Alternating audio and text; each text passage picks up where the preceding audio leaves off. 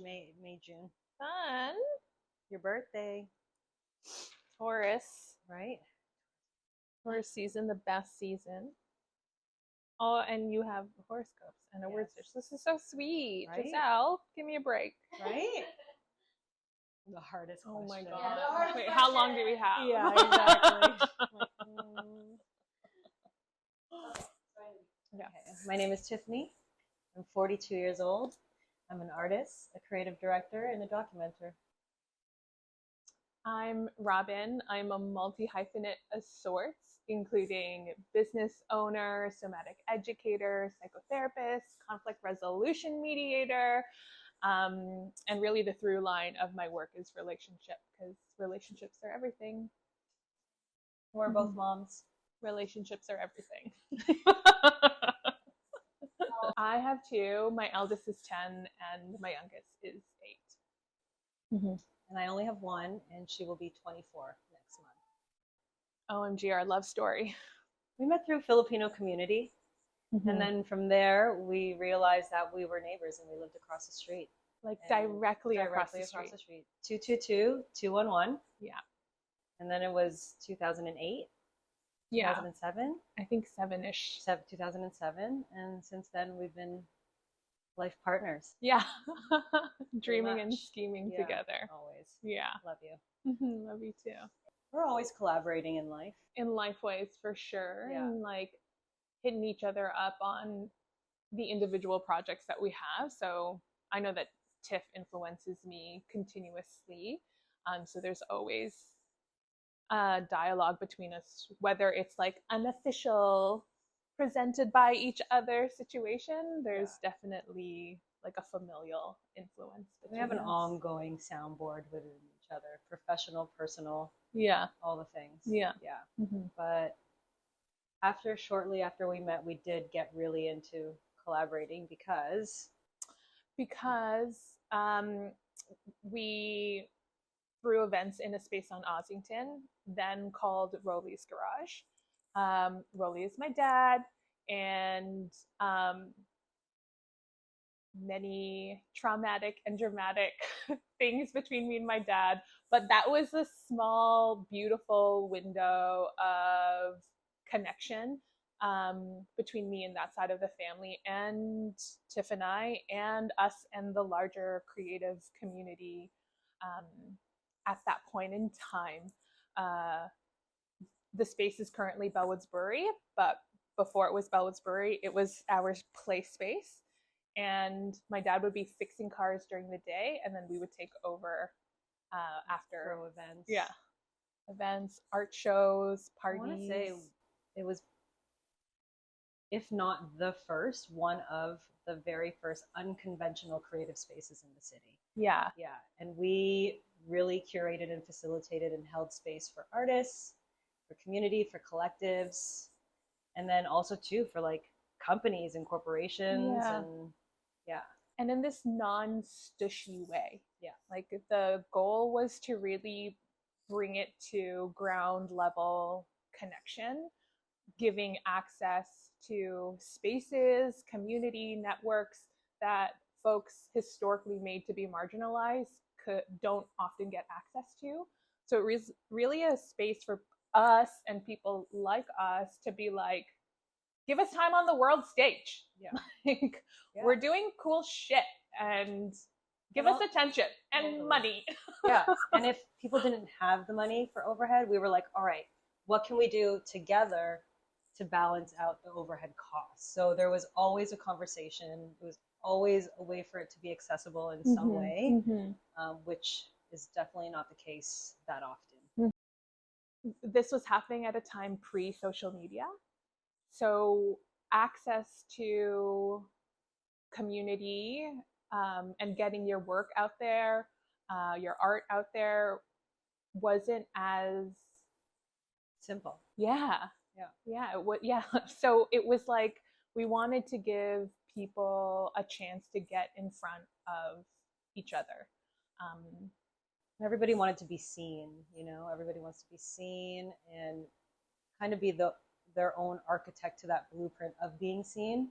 So when somebody came, it was like, okay, well, we're here to support, we're here to share resources. However, it's like, it's all you, you know, Mm-hmm. however you feel it needs to look like, however you feel it needs to be like, who you want there, how you want it to look like, everything. So Mm-hmm. it was like, in a sense, a blank canvas. Yeah. Yeah.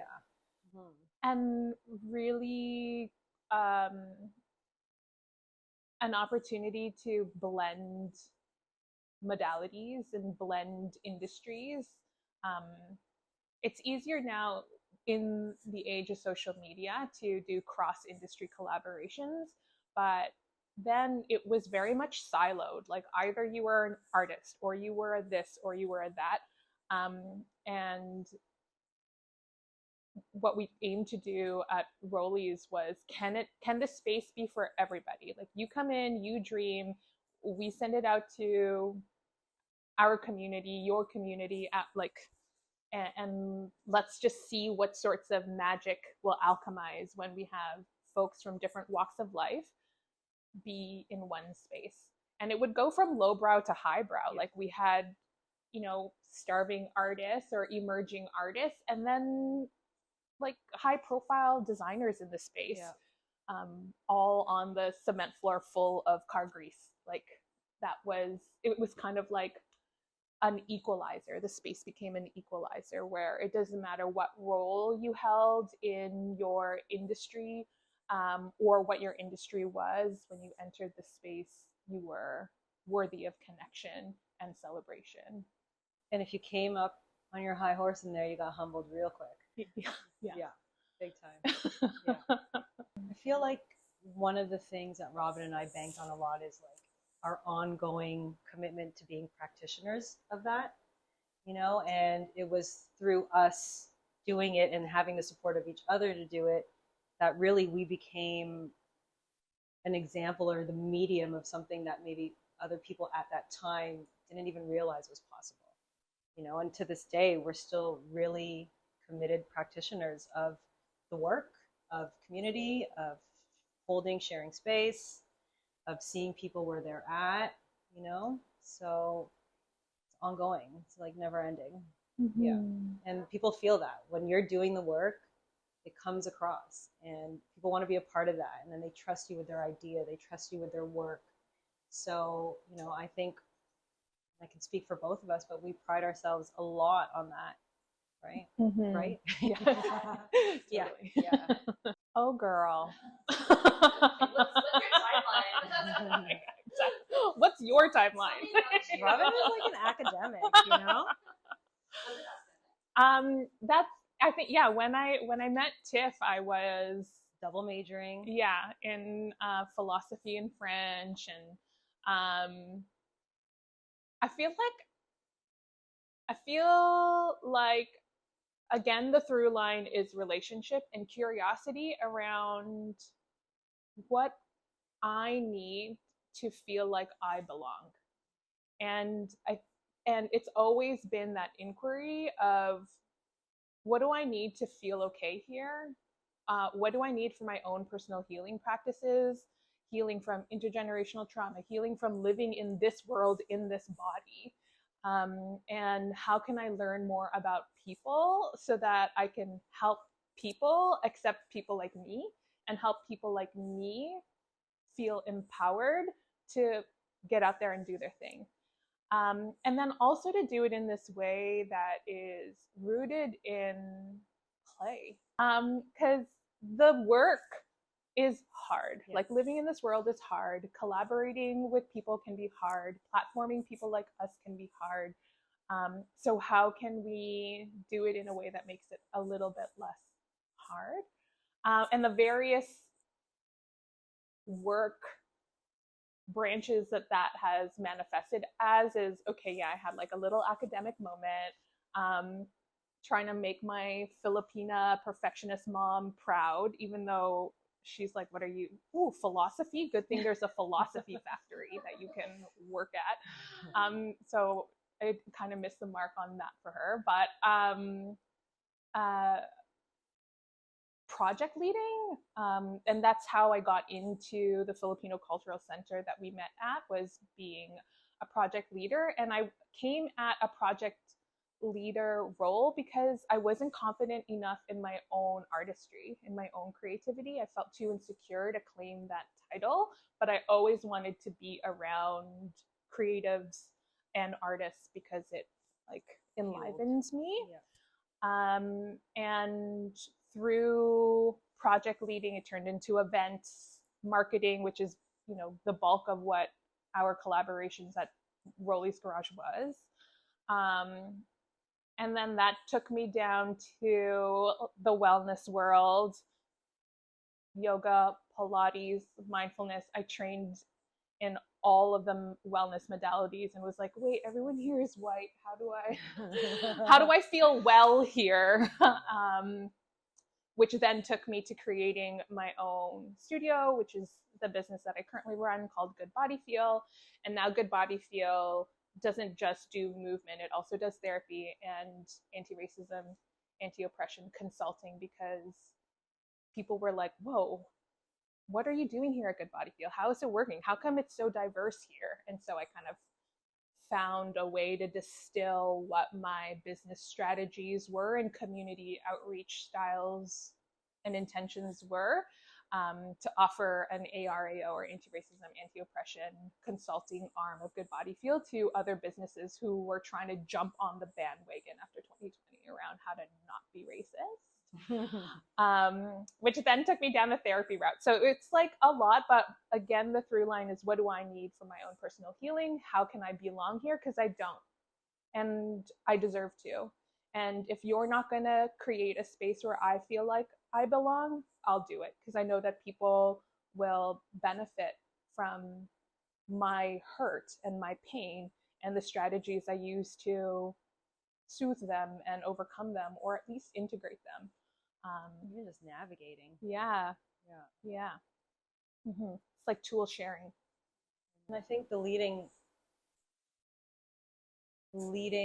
material to that is literally us sharing our own life experience and how we've gone through it, you know? So we don't have a rule guide. It changes all the time. Our framework is always being adjusted, and we don't know what life's going to throw us. So it's our only credibility is our life. Mm-hmm. So, you know, we've been sharing that with people for a very long time. And because we have each other to share that with in Soundboard, it's easier for us to share it beyond the safety of our own conversation. Mm-hmm. Right? Mm-hmm. Yeah. People are scared. 100. I know why. Well, I've been thinking about this a lot, actually. And one of the things that Robin and I have in common, and I would say that besides myself, Robin is the only other person I know who leads so much with her heart and really loves.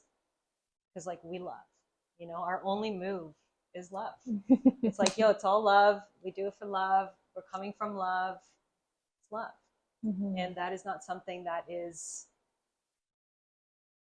I mean, our lifeline, our heart is not something that is taught to us or encouraged for us to incorporate into the society and to use. You know, we're overthinkers. We have too much material and too much noise out there to read things, to maybe gear our opinion or the way that we think we should do things. Like working on your intuition and building your intuition isn't something that we learn, you know? So for Robin and I, we've been working on building our intuition from the source of our heart and our love, you know, and that keeps us going. So, you know, there's one thing that I feel is very absent in today's society is the subject of love, and how really it's got to be a foundational part to anything that you do. Again, it's like going back to the practitioner, like there is no move except love. Even when it's against you, we're still giving love out. Even if we're receiving hate or some sort of insult or low hanging fruit jabs or commentary, like we're still leading with love. Mm-hmm. And I don't know where that comes from other than like the lineage of our history. Like, you know, if there's one thing maybe that we can say about our crazy Filipino moms is that they loved us hard. I don't know, you know, I don't know. On the other side of that, or another thing to think of that is like, my mom is hard. Like, she is a prickly woman. and I feel her love, but I don't hear it, you know, or I know her love, but it doesn't feel like warm. It doesn't feel soothing or joyful. It just feels I trust. It's like this invisible trust that when she's scolding me, or when she's cooking for my family, or when she's huffing and puffing around the house, that's all rooted in love, but it doesn't feel sweet. And I think what motivates me to show up in the world with love is, again, what do I need? Like, how do I wish I was received? If I make a mistake, how do I wish someone would meet me in that mistake? When I do well, how do I wish I was celebrated? If I did well and I'm putting out there what it is that I need. So that's where my loving strategies come from, is like, what was I missing? And how can I make it present? And then to the point of it being scary, I think because of the lack of relational security in a lot of folks' early years, like we are all like, there's so much anxiousness, avoidance, fear around truly being seen. And that's what led me down the therapy route and the conflict resolution route, is like, can we not be conflict avoided? Because on the other side of conflict is intimacy. On the other side of conflict is a deepening. And if you can't do conflict outside of you, like with other people, it's signaling that you are holding a lot of internal conflict that you haven't reckoned with in and of yourself. And so, you know, when Tiff talks about like, we're always in the work of deepening our connection into intuition, that's also deepening connection to our self-awareness. Like, what is the impact that I'm having on people in the world? How am I relating to my scared parts, my vulnerable parts, my angry parts? Like, am I accepting them, or am I like repressing them and disavowing them? Because if I'm oppressing parts of myself, I am absolutely unconsciously oppressing people outside of me. And that ain't it. That's what we've been doing, and that's why this world is so wounded. So if we're going to create good art, if we're going to create safer spaces where people feel brave enough to share their creative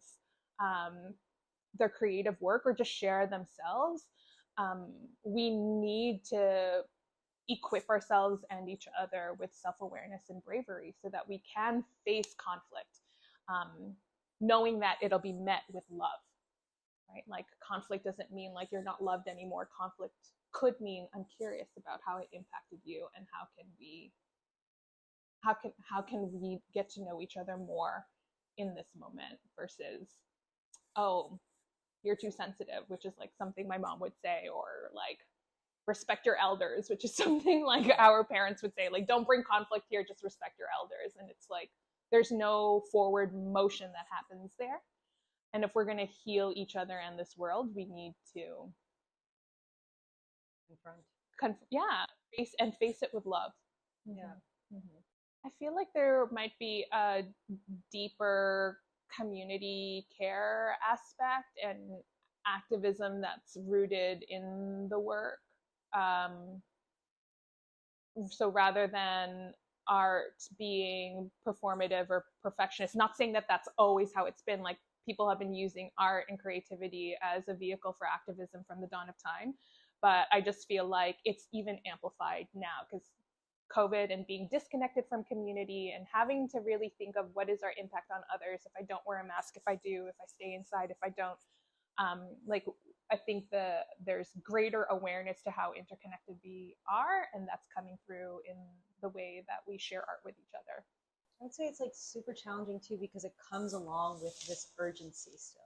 Even though I feel that a lot of people are maybe being a bit more thoughtful or careful into what it is that they're putting out there, there's still such a deep urgency to put something out there for people. And I think that, or I feel that there's still a lot of work that could be done to support that is personal and internal.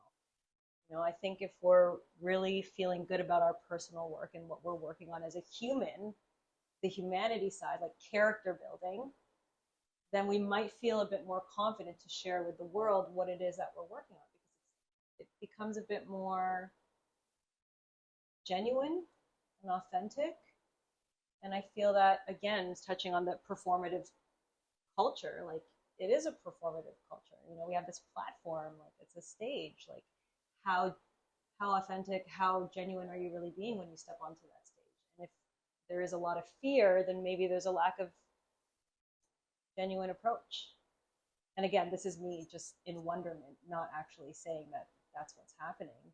However, I feel a lot when I'm dealing or talking with people and they're sharing an idea with me and wanting to share it with the world, there is a disconnect between that idea and their personal work or lack of.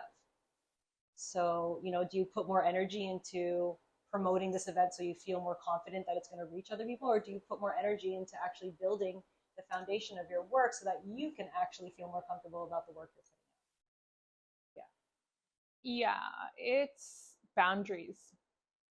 If I need to set boundaries with people, news, platforms, so that I can make sure that my body bank isn't depleted.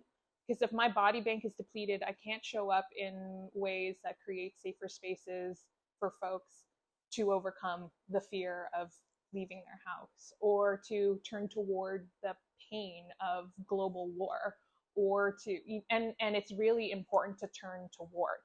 So I'm like so secret about my boundaries now, um, in service of turning toward. So it's not a boundary to turn away, it's a boundary to like Be able to show up refill, refuel, so that I can continue to turn toward. Like it's a sustainable effort thing. And I'm a Taurus, so this girly loves a peace treat. Like I love solo time. I'm like so extravagant about my self-care. Super indulgent. So indulgent. Which is like, another thing that brings us very close together. Yeah, like what are we eating? Like, where are we getting massages? Where's the LED red, infrared sauna? Exactly. With snail mucin, give it to the water circuits? Yeah. Yeah. But yeah. And I like my tagline for my business, Good Body Feel, is self-care for community care. And so that's it. It's like it's only self-care is only selfish if you don't turn toward community with your resources afterwards. Like resource up, because people are too afraid to leave their house, and some of us need to leave our house so that we can change the world. So it is currently like a virtual community situation now, but consulting around anti-racism, anti-oppression, conflict mediation, group dynamic skill building, one-to-one therapy, and somatic coaching. I do a lot of organizational audits too around the like emotional and mental safety and wellness of an organization. So I might come in, I'll take an audit of your like policies and how do you do conflict, and do you even have an anti-racism, anti-oppression statement, and skill builds with people around how to do conflict, because that's what oppression is, right? Oppression comes from conflict, and not being able to do it. And also oppression comes from lack of nervous system regulation. Like if you don't know how to manage your reactivity or your defensiveness or your fear or your whatever, your fight or flight responses, then you're causing harm on accident. So you're a liability. Yeah, you're a liability. If you don't know how to manage your nervous system, you're a liability. Well said, Tiff. Yeah, so various self-keeping and self-awareness practices so that folks can then take that self-awareness into relational care. Yeah, so that's what GBF offers, Good Body Feel offers. Mm-hmm.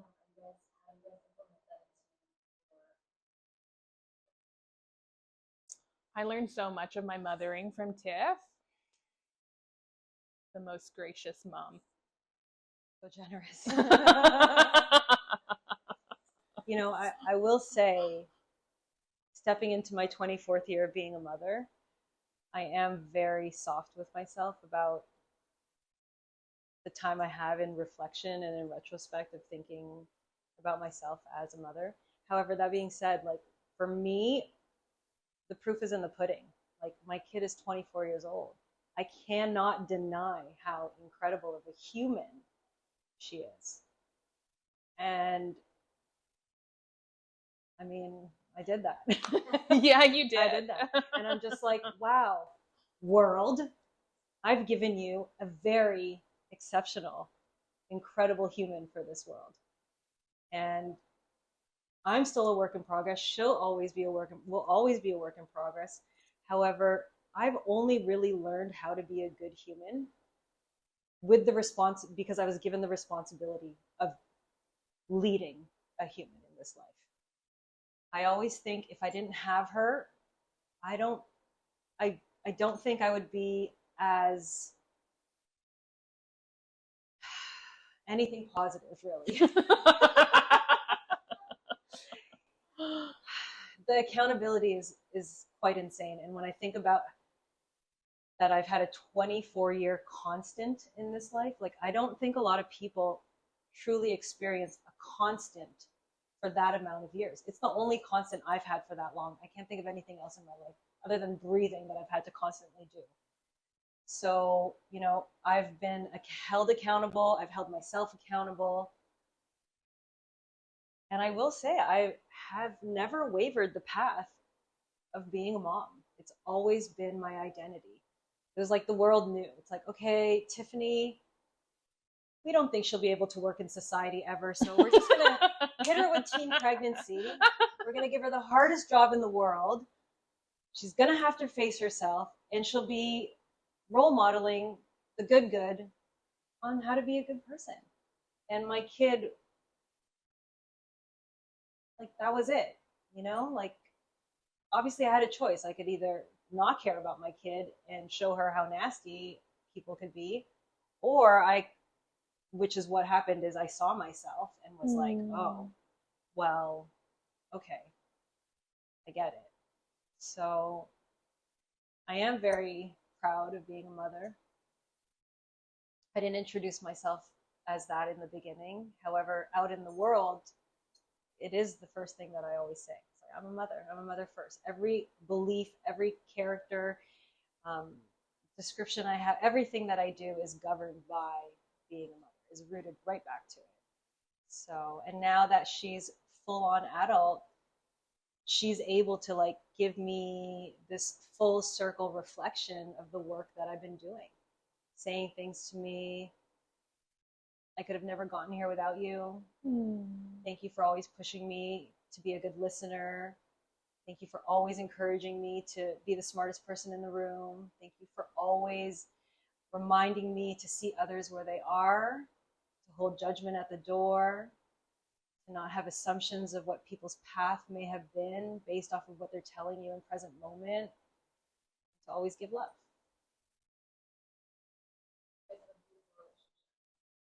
We do.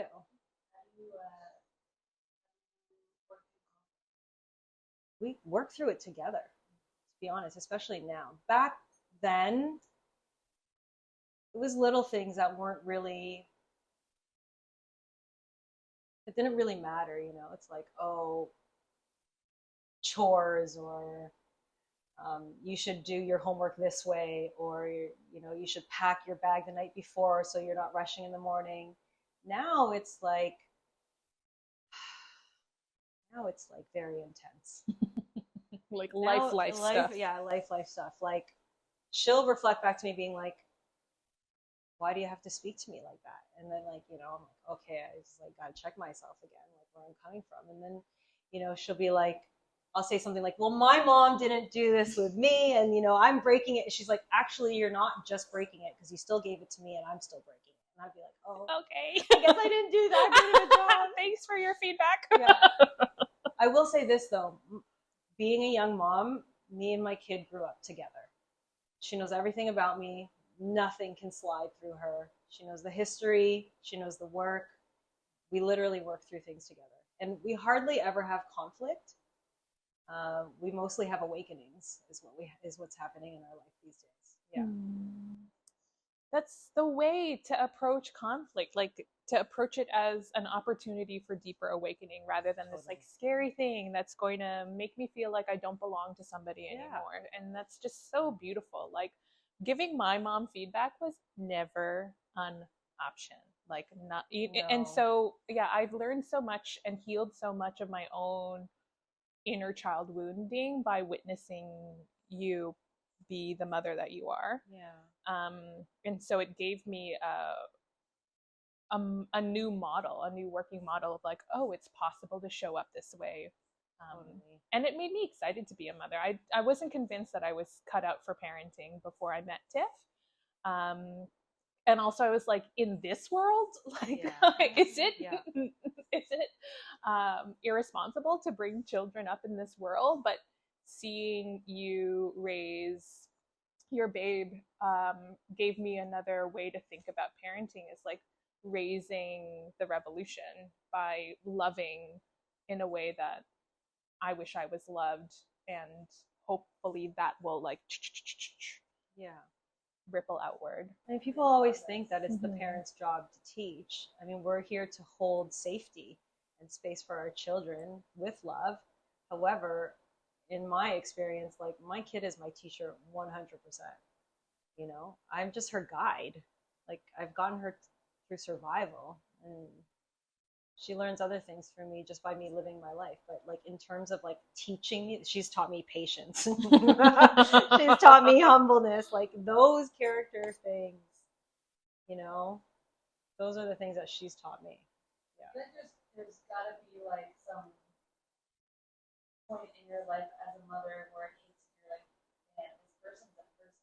This person is teaching me. This person I know the exact moment. Progressing me. This person. You have an exact moment. Yeah. Share. So she was 11 and I was 29, I think, if I can do the math. And, you know, that is the time in our life where I was starting to realize, okay, she's not just a kid. Now she's really stepping into this young adult of feelings and reactions. And at the age of 11, all of a sudden this onset of like attitude just came on the scene. And I started to find myself super short with her, kind of going for tat, you know? And there was a point where I was like, you're nasty. Like, I don't like you. Mm-hmm. And then I was like, oh, okay. You know, and I was like, okay, well, here's the thing. I haven't realized that my kid has been taking on my attitude, my reaction, my way of responding to people, and now she's doing it to me. And then I also identified really quickly that the only way that I could get into that was by changing the way that I reacted to her. I didn't take any time to sit her down and tell her, this is what you're doing, this is not right, this is wrong. I didn't do any of that. I committed to being a punching bag. And I was like, every single time something happens and she gives me that attitude, she gives me that cold shoulder, she responds to me in such a way that's disrespectful, I'm going to have a different reaction to her so that she has to match that. And I did. And I remember it took a really long time. But by the time she became 13, and then at this point I was 31, we had this like harmony because I stuck it out. And a lot of times I hear a lot of parents scolding their kids and just like putting them down and telling them like not to do this or not to do that. But it's like, you're doing it. They're doing it because you're doing it. And who's the adult here, you know? So I remember when she was 11 and I was still in my, like, not even 30 yet. And I was like, I really got to change the way that I am, period. So that my kid isn't an asshole because she's being an asshole, which means I'm an asshole. So that was also like the very first awakening into character building for myself and wanting to be a better mother, human, woman, person, period, to anybody. And I didn't want to make her feel bad because there was a moment in the early stages of that where I remember that, like, because I'm like, okay, you're 11. Like, I'll destroy you. Like, you want to come at me? You're never going to win. And I remember the guilt of how one time she came at me and I went right for her and I, like, put her in the ground. And she just was, like, crying and upset. And the next day, I like, her eyes were puffy. And I was like, were you crying all night? Yeah. And I even have a picture of her that sometimes comes up in like my hard drive feed, and it comes up and I'm just like quickly, like with my eyes just watered thinking of it. Yeah. I just remember being like, I never want to make my kid feel like that again. Or like, I never want her to be sad at night in her bedroom crying because her mom made her feel bad. I was like, no, no, no. So that was a huge turning point for me as a person and as a mother, was that, okay. And I just remember so many times I'd be like, oh, I love you, you know, and that's it.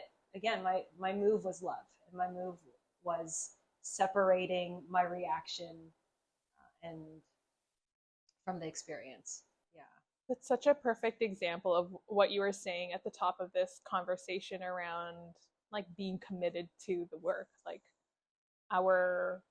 the way we show up in our lives and in this world is because of the commitment to the work of our own self-development.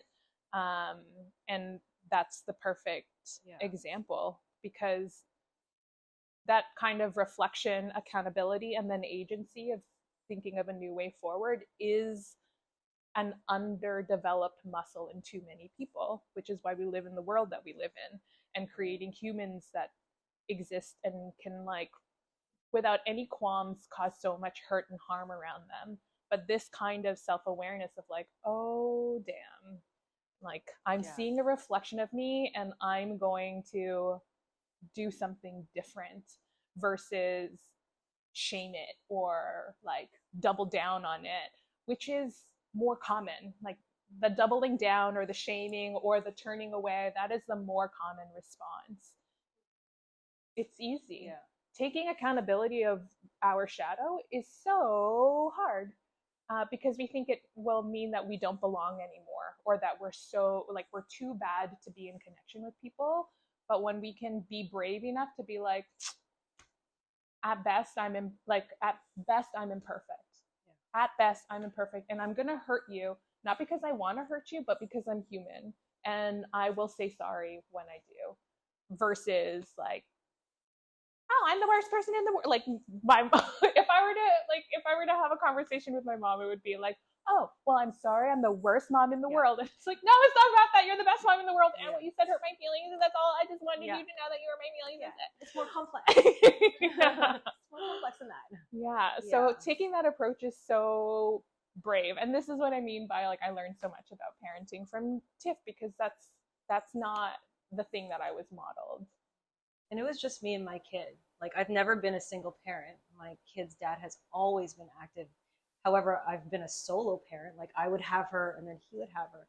So it was just me and her. And I just thought, all right, this is the one person in my life I can't get rid of. Like, I'm not going to go through life at each other's throats. Like, and I refuse to not like my child. It's so easy to love your kid. You love your kid.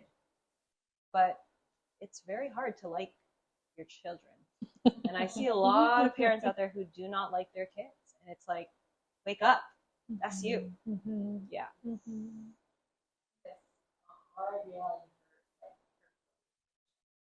Yeah, like when I hear people being like, for example, I ran into somebody recently and they have a kid who's 17, so in the older years as well.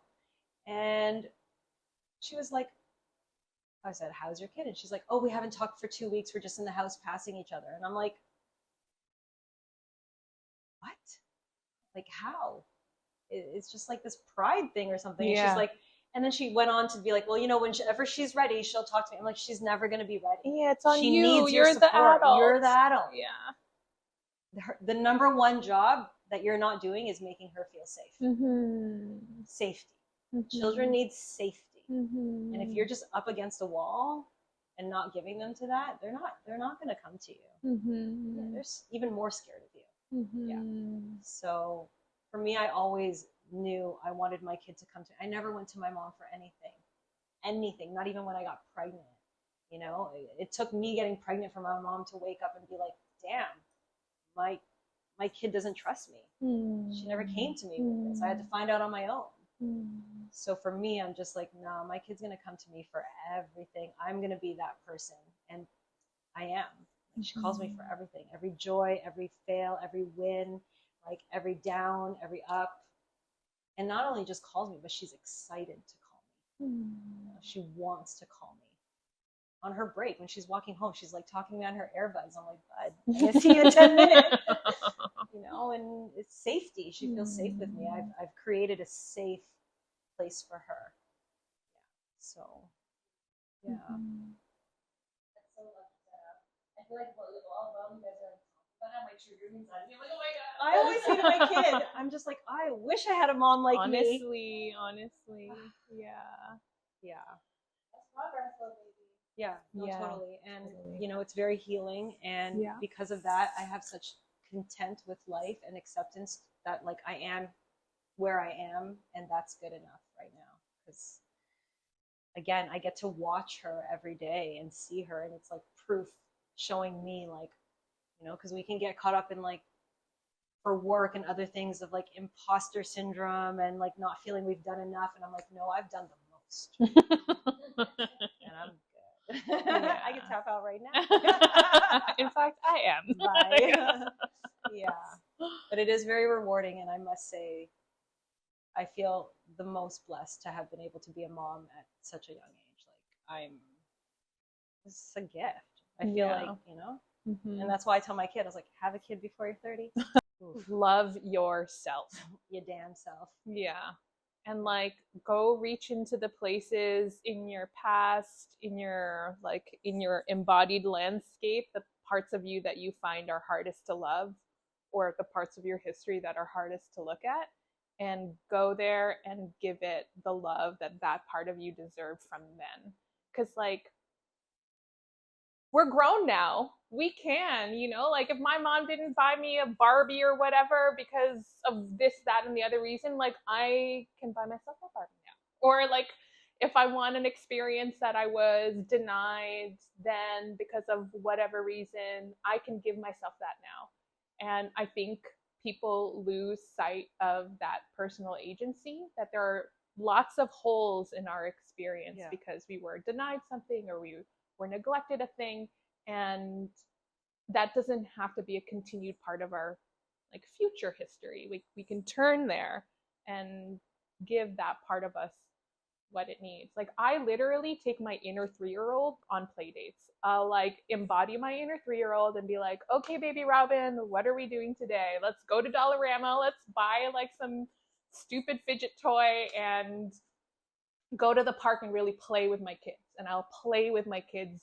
as if I was a 3-year-old playing with them. And yeah, I think that kind of turning inward and giving the parts of us ourselves that are hardest to love, the love that that part of us deserves, is peace. I mean, you know, for lack of better terms or a way to say it, but like mother yourself, father yourself. Like a lot of people will have that narrative like, oh, I never got to do that, or oh, no one did that for me. And again, just kind of connects to what Robin is saying, is like find those things that clearly are still with you and you have some sort of like harbored resentment towards, and just fulfill it yourself. And when you can do that, you really start to feel full, and you start to have love for those parts that were once upon a time a negative feeling. And if you can continue to feed yourself those things, and you will become full of love, full of healing, full of regenerative energy. Yeah. And then also,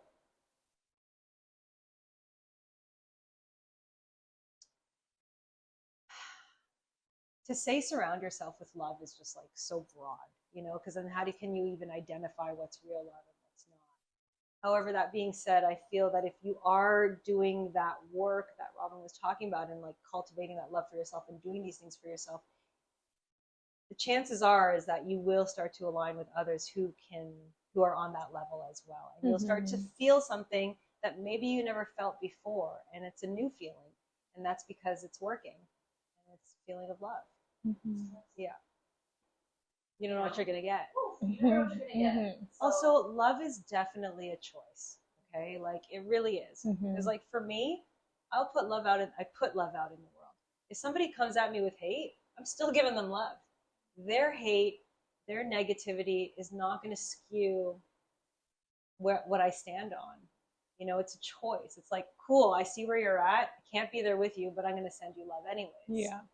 You know, the moment that you start to ingest other people's hate and stuff, and then you can't really say that you operate from a place of love anymore if you're starting to respond to them in the way that they're responding to you. So it really is a choice to like stand on love and not have so much conditions to that. It's like, you know, it's my only move. You know, even it'll take a lot for me to not give love out there. The more that you even show me that you don't have it, the more I'm just like, take it. Like, I don't need any, like, I got no ego in this. Like, you know, so it's a choice. Mm-hmm. Yeah. I feel like that. And like, where there's shadow, there's light. Yeah. You just gotta step into it. Exactly. It's You not know? like abolishing one for the other. Yeah. It's like the two have to coexist.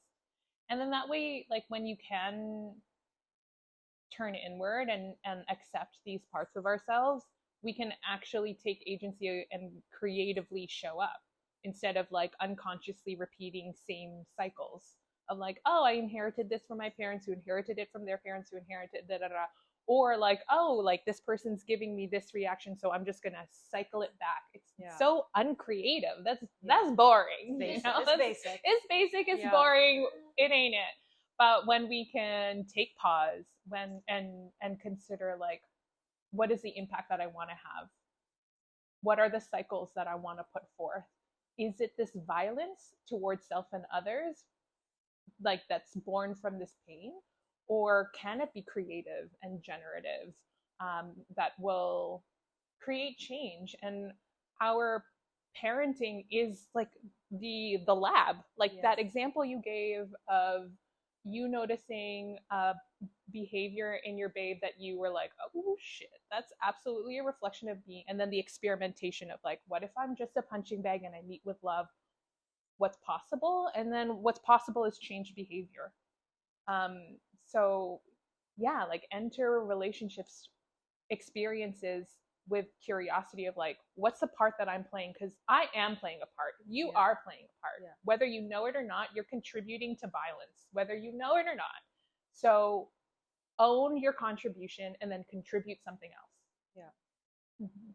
And also like try to eliminate this idea of a goal at the end, or there's like an end to this work. Shit don't stop. Yeah, it's the long haul, baby. It stops when you die. Yeah. Like, and then we get reincarnated and we got to do it again. There you go. So I think a lot of times the stamina is not there. Yes. People lose stamina. And to live in this world, you have to keep going. Mm-hmm. You cannot give up. Mm-hmm. If you give up, okay, fine. And that does happen. People do give up. It is a choice again. Thanks for being so curious. Yeah. Yes. Curiosity. Mm-hmm. Yeah. Killed nobody. Or I don't know. She did. Mm-hmm. Yeah. It's that whole social thing of like, what do you do versus who are you? Who are you? Yeah. Mm-hmm. Yeah. And like not too long ago, I did this workshop and the facilitator was like, okay, and there's like different tables. And it's like within your table, everybody introduce yourself to your table, but don't say what you do. And no one could do it except for me. My answer was so simple. And everybody was like, oh, that's a good one. I was like, take it with you. You can have it. It's all good. I was just like, hi, my name is Tiffany, and I care deeply in this world about people and myself. So simple. That's it. Most effective things that we feel are rooted in joy from love. And people mistaken it sometimes as pleasure that gives you joy, but it's not everlasting. You know, like pleasure is so, it's here for a second and it's gone. You know, but when joy is rooted in love, it lasts for so long and it keeps going and going. Mm-hmm. So more love. Mm-hmm. Still pleasure though. Mm-hmm. Thank you. Sweet. Mic check. 2 1 2.